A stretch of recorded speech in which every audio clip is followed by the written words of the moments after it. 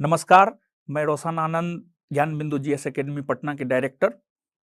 बहुत सारे लोग जानते होंगे और बहुत सारे लोग ऐसे भी होंगे जो हमें नहीं जानते होंगे। तो आज मैं अपने जीवन में जो संघर्ष किया है, उस संघर्ष की कहानी आप लोगों के बीच साझा करना चाह रहा हूँ, क्योंकि मदर टेरेसा का कहना है या उनका मानना है कि आपने जीवन में जो संघर्ष किया है, उस संघर्ष को लोगों के साथ साझा निश्चित तौर पर करनी चाहिए, ताकि अगर कोई उस सिचुएशन से गुजरे तो वो अपने आप को जो है उठा सके। मैं बिहार के सहरसा जिला के धमसेना गांव से आता हूं।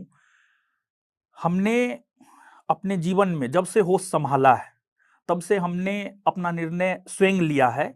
और यही वजह है कि हमारे गार्जियन के साथ, खास तौर पर हमारे पिताजी के साथ जो है हमारा बनता नहीं है। और हमारा अपना मानना है कि जो इंसान रिस्क नहीं लेता है ना, वो बहुत आगे नहीं जा सकता है। और हमने अपने जीवन में हर कदम पर रिस्क लिया है। और जैसे कि हम आपको बता दें कि जब मैं 8 क्लास में था, तो मैंने 9th का सिलेबस भी कंप्लीट कर लिया, तो मैं 8 टू डायरेक्ट 10th में चला गया। और 10वां जब मैंने किया, 10वां करने के बाद यानी 10th करने के बाद जो है हमारा हमारे परिवार में हमारी माताजी का विशेष तौर पर ये मानना था कि हमारा बेटा इंजीनियर बने, क्योंकि हमारे मामा सब जो है कुछ इंजीनियर थे। तो उनका मानना था कि हम इंजीनियर बने। और 2009 में हम इंजीनियरिंग की तैयारी के लिए जो है पटना आए। और जब हम पटना आ रहे थे, तो हम लोगों का बस खेती बाड़ी था, बहुत ज़्यादा कुछ था नहीं। तो किसान के पास तो आप जानते ही हैं, पैसा का काफ़ी किल्लत होता है। तो पटना आने के लिए हमें 50,000 रुपया चाहिए था, और वो 50,000 रुपया भी हमारे गार्जियन के पास नहीं था। तो हमने खुद साइकिल उठा करके हम अपने कई संबंधियों के पास गए कि वो हमें कुछ मदद कर दे, ताकि हम पटना जा सके और इंजीनियरिंग की तैयारी कर सके। लेकिन किसी भी संबंधी ने हमें कोई भी मदद नहीं किया। और फिर हमारे पिताजी जमीन बटिया पे लगाए। हम लोग की तरफ जो है जमीन बटिया पे लगाया जाता है, मतलब साल 2 साल के लिए, यानी कट्ठा के हिसाब से होता है। तो वो 50,000 रुपया इकट्ठा करके हम पटना आए और फिर पटना में तैयारी करना शुरू किए।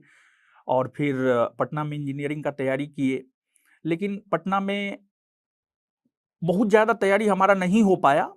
तो फिर हम थोड़ा जिद्दी भी हैं, तो हम अपने गार्जियन को बोले कि नहीं, हमें कोटा जाना है, इंजीनियरिंग का तैयारी करने के लिए हमें कोटा जाना है। और फिर हम 1 साल के लिए कोटा भी गए। और जब हम कोटा जा रहे थे, तो हमारे पिताजी ज़मीन बेचे थे। और कोटा में रह करके इंजीनियरिंग का अच्छा तैयारी हुआ, और AIEEE हमारा निकला, और उसमें BIT मेसरा में हमारा एडमिशन हुआ।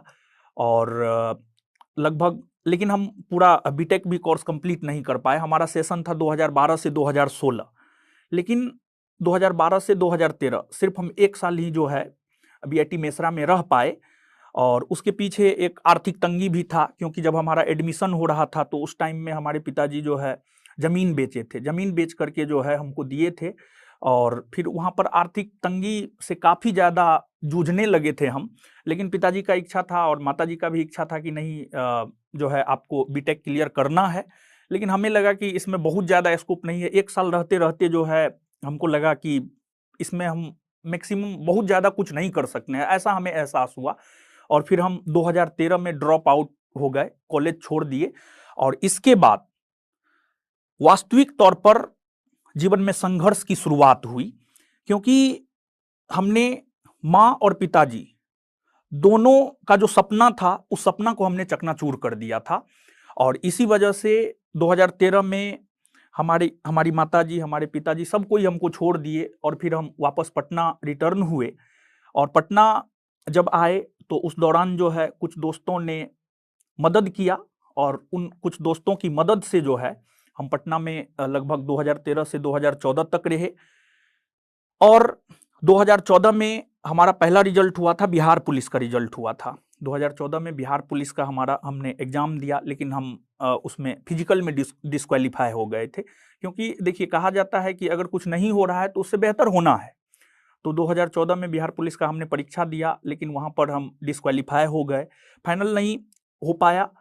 और फिर 2014 में हमने आपको बताया भी था इंट्रो में कि 2014 हमारे जीवन का बहुत महत्वपूर्ण वर्ष है, क्योंकि वहां से हमने कुछ बड़ा करने के बारे में सोचना शुरू किया कि नहीं, हमें कुछ बड़ा करना है, मतलब ऐसा करना है कि परिवार में आर्थिक तंगी ना हो।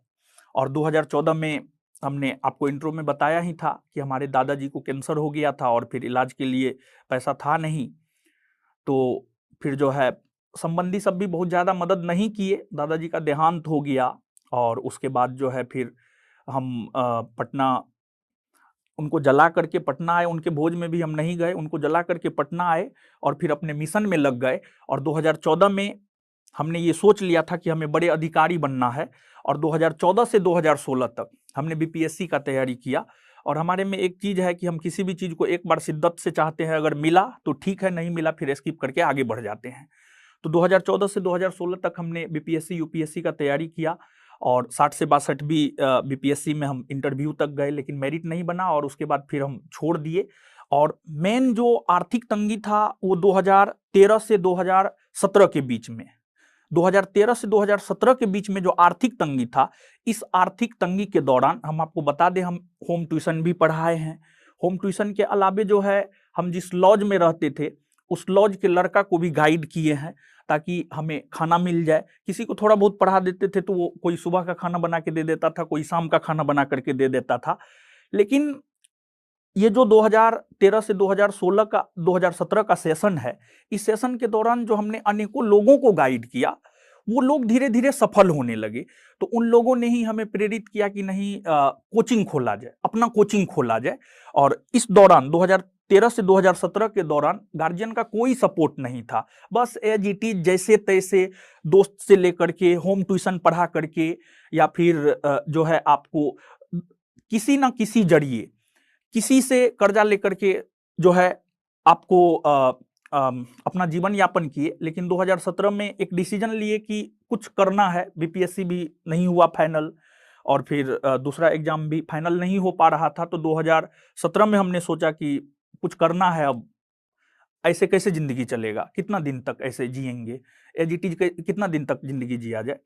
तो फिर 2017 1 सितंबर 2017 को हमने ज्ञान बिंदु जीएस एकेडमी पटना की स्थापना किया। और यहाँ पर हम आपको बताते चले कि जब हम कोचिंग खोलने जा रहे थे तो गार्जियन का सपोर्ट नहीं था। तो हमारा एक दोस्त हुआ करता था सुधांशु, जो कि मधेपुरा जिला के हैं, वो हमको किसी से इंटरेस्ट पे पैसा दिलाए, 1 लाख रुपया इंटरेस्ट पे दिलाए थे। उसमें से कुछ रूम ओनर को सिक्योरिटी मनी दिए, और फिर जो है बेंच डेस्क, मतलब वो क्लासरूम का कैपेसिटी मात्र 50 था, और वो क्लासरूम आज भी हमारे पास है, और उसको आज हमने लाइब्रेरी बना दिया है। और वो क्लासरूम हमारे लिए बहुत लक्की साबित हुआ। और उस क्लासरूम में शुरू में तो 1-2 बैच बना था, लेकिन उस क्लासरूम का फायदा हमें इतना ज्यादा हुआ, मतलब एक प्रकार से कहिए तो वो रोड पे था, मतलब जो भी जाता था, मतलब एक कैंपस है जहां हमारा संस्थान है, वहां पर एक कैंपस है, और उस कैंपस के भीतर जो है लगभग 20+ कोचिंग है। और हमारा क्लासरूम जो है शुरू में था और खिड़की था, तो हम जो पढ़ाते थे ना, तो बच्चा सुनता था, मतलब दूसरे कोचिंग में जाने वाले बच्चा जो है उसको सुनता था। और इससे भी हमें काफी ज्यादा फायदा हुआ, मतलब लोगों को पसंद आ रहा था, मतलब अपनी भाषा में एकदम जितना सरल से सरल भाषा हो सकता है उस सरल भाषा में समझाते थे, पढ़ाते थे, तो लोगों को पसंद आया। और फिर उस छोटा क्लासरूम से फिर बड़ा क्लासरूम लिए, फिर तीसरा लिए, फिर चौथा लिए। और आज के डेट में तो हमको क्लासरूम बड़ा नहीं मिलता है, मतलब जिस एरिया में हमारा संस्थान है उस एरिया में हमें बड़ा क्लासरूम नहीं मिलता है। मतलब आज के डेट में हजारों की संख्या में बच्चे एक एक बैच में आते हैं। तो और यहाँ पर हम आपको बताते चले कि जब हम कोचिंग खोले थे 2017 में, तो एक दोस्त ने हमें 1 लाख रुपया इंटरेस्ट पे किसी और से दिलाया, और उसको हम पैसा जानबूझ करके नहीं दे रहे थे। जब पैसा आने लगा तो जानबूझ करके नहीं दे रहे थे, लेकिन लास्टली 2022 में, मतलब हम 1 लाख रुपया उनसे लिए और इंटरेस्ट में 1 लाख से ज्यादा हम उनको दे दिए। मतलब 2017 और 2022, मतलब 5 साल के बाद जो है हम उसको कर्जा चुका पाए थे। तो 2017 में शुरू किए, और फिर 2018 में बिहार दरोगा का वैकेंसी आया, और हमारे संस्थान को दरोगा फैक्ट्री कहा जाता है, क्योंकि वहां हमारे संस्थान से जो है बल्क में, मतलब 2-4 नहीं, सैकड़ों की संख्या में जो है लोग निकलते हैं। पास आउट होते हैं, मतलब फाइनली दरोगा बनते हैं।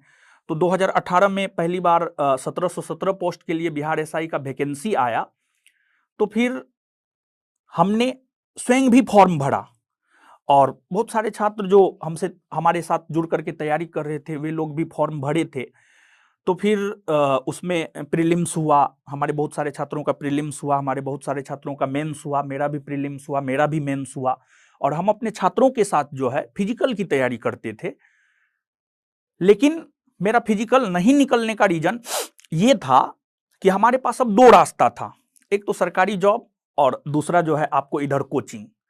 तो फिर यहां से हम ये साझा करना चाह रहे हैं कि कभी भी अगर दो ऑप्शन हो ना तो हम लोग कॉन्सेंट्रेट नहीं कर पाते हैं, जबकि एक जगह अगर कॉन्सेंट्रेट किया जाए तो वहां पर आप बेहतर कर सकते हैं। तो हमारा फिजिकल इसी वजह से कभी नहीं निकल पाया। और आज के डेट में संस्थान जो है काफी ज्यादा रिजल्ट दे रहा है। हर क्षेत्र में एसएससी, रेलवे या हर क्षेत्र में संस्थान से रिजल्ट होता है, लेकिन बल्क में रिजल्ट होता है संस्थान का बिहार एसआई में, क्योंकि हम स्वयं 4 बार इस एग्जाम को क्वालिफाई किया। हमारा कभी भी फिजिकल नहीं हुआ और फिजिकल नहीं होने का कारण हमने आपको बता दिया, लेकिन हमने इस एग्जाम को 4 बार क्वालिफाई किया। और हम एग्जाम क्यों दे रहे थे? अब लोग यहां पर बोलेंगे कि आप तो सीट खा रहे थे बच्चों का। बस हम एक अनुभव करना चाहते थे कि एग्जाम में विद्यार्थी क्या क्या गलती कर सकता है, और इसी वजह से हम एग्जाम दे रहे थे। और वो जो हमने अनुभव किया है वो अभी भी हम क्लास में अपने बच्चों के साथ साझा करते हैं, ताकि हमारे बच्चे उस प्रकार का गलती ना करें। एग्जाम से एक सप्ताह पहले क्या करना है, एक दिन पहले क्या करना है, एग्जाम के दौरान आपको क्या क्या प्रेशर आ सकता है, आपको क्या करना चाहिए और क्या नहीं करना चाहिए। तो 2018 में वैकेंसी आया, और उस वैकेंसी की अगर हम लोग बात करें तो उस वैकेंसी में संस्थान से टोटल 8 रिजल्ट हुए। तो थोड़ा बहुत संस्थान ग्रो किया, और फिर नेक्स्ट ईयर जो है 2446 पोस्ट के लिए वैकेंसी आया। और उस वैकेंसी के दौरान हमें कुछ कठिनाइयों का सामना करना पड़ा। कठिनाई ये रहा 2019 में, वो वैकेंसी 2019 में आया था। 2446 पोस्ट के लिए जो वैकेंसी था वो वैकेंसी जो है आपको 2019 में आया था। और उस वैकेंसी के दौरान जो है एक कहा जाता है कि बड़ी मछली छोटी मछली को खा जाता है। तो कैंपस में बहुत सारे टीचर थे, बहुत सारे बड़े बड़े टीचर थे। तो 2019 में पहली बार हमें दबाने का प्रयास किया गया, मतलब लोगों को अब लगने लगा कि ये भी आगे बढ़ जाएगा। 2019 में पहली बार हमें दबाने का प्रयास किया गया, लेकिन यहाँ पर हम अपने छात्रों को सहृदय धन्यवाद देते हैं। और हम आपको यहाँ पर बताते चले कि हम जो भी रोशन आनंद सर बने हैं, तो उसमें छात्रों का सबसे बड़ा योगदान है, छात्रों का सबसे बड़ा सहयोग है। उस वैकेंसी के दौरान ही कोविड आ गया। कोविड आ गया, और उस टाइम तक जब कोविड आया तो हम ऑनलाइन नहीं पढ़ाते थे, ओनली ऑफलाइन था। कोविड आ गया तो ऑनलाइन हम लोगों के लिए बहुत नया चीज था, लेकिन फिर भी प्रयास किए। और कोविड के दौरान जो है कोई भी किसी से ना बात कर रहा था, ना मिल रहा था। लेकिन कोविड के दौरान जो है हमें एक आइडिया आया कि किसी ओपन जगह जो है विद्यार्थी को कलेक्ट करके जो है उसको गाइड किया जाए। पढ़ाया तो नहीं जा सकता है क्लासरूम में, तो फिर गंगा घाट में हम गाइड करना स्टूडेंट को शुरू किए। लगभग 2-3 दिन तक किए, और फिर जो है उसके बाद प्रशासन का दबाव बढ़ गया, और फिर वहां पर भी हम कुछ नहीं कर पाए। तो फिर अब हमें लगने लगा कि अब हम कुछ भी नहीं कर पाएंगे विद्यार्थियों के लिए। लेकिन फिर हमारे दिमाग में ऐसा आने लगा कि पता नहीं ये कोविड जो है ले डूबेगा हमारे करियर को। लगता है हम जो संघर्ष कर रहे थे, जो धीरे धीरे आगे बढ़ रहे थे, कि हो सकता है पूरी तरीका से हम रोड पर ना आ जाए। तो काफी सोचा करते थे कि क्या करना है क्या नहीं करना है। जैसे कभी कभी होता है क्या जीवन में, मतलब कुछ भी दिखता नहीं है, एकदम अंधकार में जीवन हो जाता है कि अब क्या होगा, फ्यूचर का क्या होगा। और फिर इस दौरान जो है हमें ये सब सताने लगा था कि आगे क्या करना है क्या नहीं करना है। लेकिन उसी दौरान जो है जॉश टॉक, ऐसे मोबाइल पर वीडियो देख रहे थे, तो जॉश टॉक का जो है जॉश टॉक के ऊपर हजारों प्रेरणादायक कहानियां हैं। लोग कैसे नीचे गिरे, नीचे से फिर ऊपर कैसे उठे, इस प्रकार की कहानियां हैं। तो वहां से जॉश टॉक के ऊपर जो हजारों कहानियां हैं, उसमें से कुछ कहानियों को हमने देखा, वहां से हमें प्रेरणा मिला कि नहीं, ठीक है, इस बार अगर नीचे ले जा रहे हैं तो इस बार आगे भी ले जाएंगे। तो फिर कोविड के दौरान ही हमारे दिमाग में ये आया कि क्यों ना, उस टाइम में जो है पटना का रूम सब सारा खाली हो चुका था, तो हमारे दिमाग में ये आया कि कुछ बच्चों को कलेक्ट करके जो है, मतलब 100-50 जो भी बच्चा हो उसको कलेक्ट करके जो है उसको बिखरने ना दिया जाए। देखिए, वहां पर मेरा भी स्वार्थ छिपा हुआ था, और कृष्ण नीति कहता है कि पूरा का पूरा दुनिया ही स्वार्थ पे टिका हुआ है। वहां पर मेरा अपना स्वार्थ छिपा हुआ था कि मतलब हमको ऐसा लग रहा था कि मेरा भविष्य अंधकारमय है। लेकिन स्टूडेंट, बिहार के भीतर सरकारी जॉब का भी काफी ज्यादा महत्व होता है, तो हमने कुछ स्टूडेंट से संपर्क किया कि हम ऐसा सोच रहे हैं कि हम एक हॉस्टल ले और उसमें हम आपको गाइड करें, उसमें हम आपको पढ़ाएं, क्या आप लोग एग्री हैं? तो कुछ छात्रों के साथ, लगभग 10-15 छात्रों के साथ हमने मीटिंग किया, और उन लोगों को भी लगा कि नहीं, इस टाइम में अगर बिखर जाएंगे तो फाइनल नहीं बनेगा, फाइनल मेरिट नहीं बनेगा। तो फिर उन लोगों ने सपोर्ट किया। और जब कोविड लगा था तो हमारे दिमाग में ये था, और हर किसी के दिमाग में ये था कि ये जो लॉकडाउन है, 1 सप्ताह का है, 14 दिन का है, और हम आपको यहाँ पर बताते चले कि हम जो भी अर्न करते हैं उसका मैक्सिमम हिस्सा हम स्टूडेंट पे खर्च कर देते हैं। तो कोविड जब आया तो ऐसा लग रहा था कि 14 दिन का कोविड है, तो फिर जो भी हमारे पास था, जो भी सेविंग था, मतलब बहुत सारे लोग जो पटना से झारखंड जाना चाह रहे थे, पटना से वेस्ट बंगाल जाना चाह रहे थे, पटना से ओडिशा जाना चाह रहे थे, क्योंकि हमारे संस्थान में जो है इन सभी स्टेट के लोग रहते हैं। और बहुत सारे लोग, अचानक लॉकडाउन लगा था, और अचानक लॉकडाउन लगने के कारण जो है काफी ज्यादा दिक्कत छात्रों को भी हो रहा था। तो हमारे पास जो सेविंग था उस 14 दिन में हम खत्म कर दिए, और उस 14 दिन के बाद ये सब हम सोच रहे थे कि अब आगे हम क्या करेंगे। तो उस दौरान जब हम स्टूडेंट को एकत्रित करने के लिए हॉस्टल लेने का प्लान कर रहे थे, तो उस दौरान हमारे पास कोई पैसा नहीं था। लेकिन 1717 पोस्ट में संस्थान से जो टोटल 8 रिजल्ट, जिसमें 6 लड़का और 2 लड़की, उन 8 स्टूडेंट में से हमने सिर्फ एक स्टूडेंट को फोन किया और हमने कहा कि हमें 1 लाख रुपया की जरूरत है, जैसे ही हमको आएगा हम आपको लौटा देंगे। और फिर हमको लगता है मुश्किल से 2 मिनट नहीं हुआ होगा, हमारे अकाउंट में 1 लाख रुपया आ गया। और उस 1 लाख रुपया से हम हॉस्टल लिए, और हॉस्टल ले करके लगभग 100 स्टूडेंट को उसमें रखे, और उस 100 स्टूडेंट में से अंतिम जाते जाते मात्र 55 स्टूडेंट बचा, और 55 स्टूडेंट में से 45 का फाइनल सिलेक्शन हुआ। और ओवरऑल कोचिंग के दृष्टिकोण से अगर देखा जाए, मतलब वो तो हॉस्टल था, हॉस्टल के अलावे कोचिंग से भी बहुत सारे छात्र जुड़े हुए थे, तो ओवरऑल अगर उस 2446 पोस्ट की वैकेंसी में देखा जाए तो उसमें 100+ रिजल्ट संस्थान से हुआ था। और उसके बाद ही कोचिंग बूम किया, और फिर छात्रों का सहयोग अभी तक बना हुआ है, क्योंकि छात्र जिस उद्देश्य से आते हैं, हम और हमारे जो भी सहयोगी शिक्षक हैं, बिट्टू झा सर हैं तथा अन्य शिक्षक हैं, सभी का काफ़ी ज़्यादा सहयोग रहा है। और फिर इसके बाद जो है फिर 2213 पोस्ट की वैकेंसी आई, उसमें संस्थान से 200+ रिजल्ट हुए, और फिर 1275 पोस्ट की वैकेंसी आई, उसमें संस्थान से 300+ रिजल्ट हुए। वैसे तो हर किसी का जीवन संघर्ष में रहा है, और जिसने संघर्ष किया है वही इतिहास रचता है, ऐसा कहा जाता है। तो काफ़ी ज़्यादा संघर्ष में हमारा भी जीवन रहा है, और इस संघर्ष के दौरान काफ़ी ज़्यादा उतार चढ़ाव हमारे भी जीवन में आए।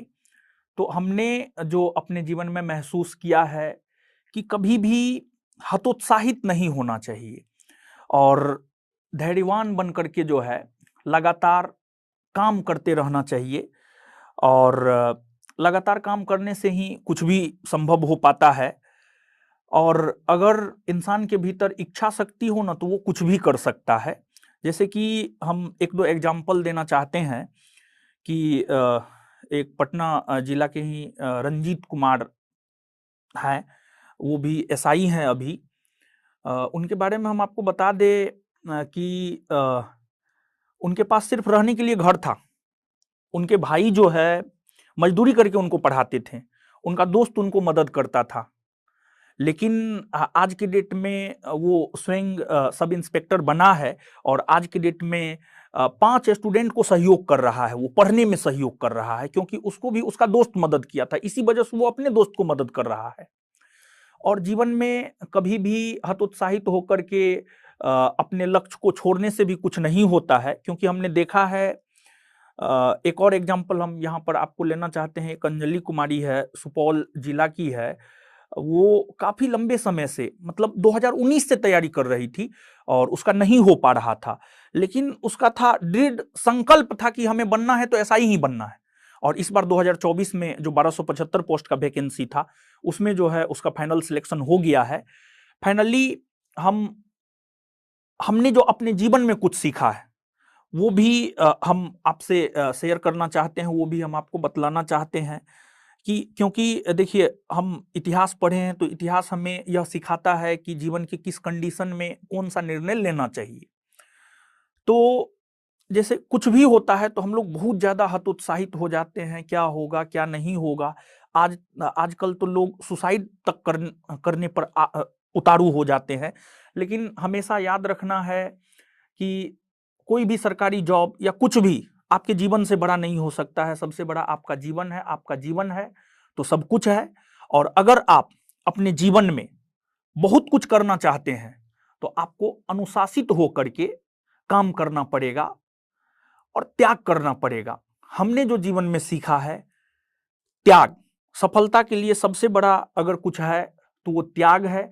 और जो भी इंसान त्याग करने के लिए तैयार है उसे जीवन में सफल होने से दुनिया का कोई ताकत नहीं रोक सकता है। तो दोस्तों, 15 साल की उम्र में मैंने घर छोड़ा था कुछ बड़ा करने को लेकर, लेकिन मैं एक सरकारी अधिकारी तो नहीं बन पाया, परंतु आज जब मैं अपने छात्रों को उसके कंधे पर डबल स्टार देखता हूं तो हमें काफी अंदर से खुशी होता है कि हम जिस सपना को पूरा नहीं कर पाए उस सपना को हमारे छात्रों ने पूरा किया है। और हम यही कहना चाहेंगे, हम अपने जीवन में जो चीज सीखे हैं उससे, और हमने जो हजारों छात्रों को गाइड किया है, उनकी जो अलग अलग कहानियां हैं, उससे हम ये कहना चाहते हैं कि जीवन में कभी भी संघर्ष करने से डरना नहीं चाहिए। आप संघर्ष करते रहिए। जीवन का मतलब ही संघर्ष होता है। जितना ज्यादा संघर्ष होगा, जितना बड़ा संघर्ष होगा, सफलता उतना बड़ा आपको मिलेगा। और जैसा कि अरस्तु ने कहा है कि शिक्षा की जड़ें कड़वी होती है लेकिन उसका फल मीठा होता है। तो आप भी शिक्षित बनिए और शिक्षा के बदौलत ही आप कुछ भी कर सकते हैं। आप किसी भी फील्ड में, शिक्षा एक ऐसा चीज है जिसके बदौलत आप कुछ भी कर सकते हैं। आप भी शिक्षित बनिए, अपनी अगली पीढ़ी को शिक्षित बनाइए, और शिक्षित होकर के ही हमारा देश महान बन सकता है। और हमें काफ़ी खुशी हुआ जब जॉश टॉक की तरफ से हमें इनविटेशन मिला था। तो जब 2020 कोविड के टाइम में, 2020 कोविड के टाइम में जब हम थोड़ा डिमोटिवेट हुए थे, तो उस टाइम में जब जॉश टॉक का एक वीडियो देखे थे तो उस टाइम में एक मन में आया था कि हमें भी कुछ बड़ा करके जो है जॉश टॉक के प्लेटफॉर्म पे जाना है। और आज हमें जॉश टॉक के प्लेटफॉर्म पर बोलने का मौका मिला, अपने जीवन में किए गए संघर्ष को साझा करने का मौका मिला। इसके लिए जॉश टॉक टीम को बहुत बहुत धन्यवाद।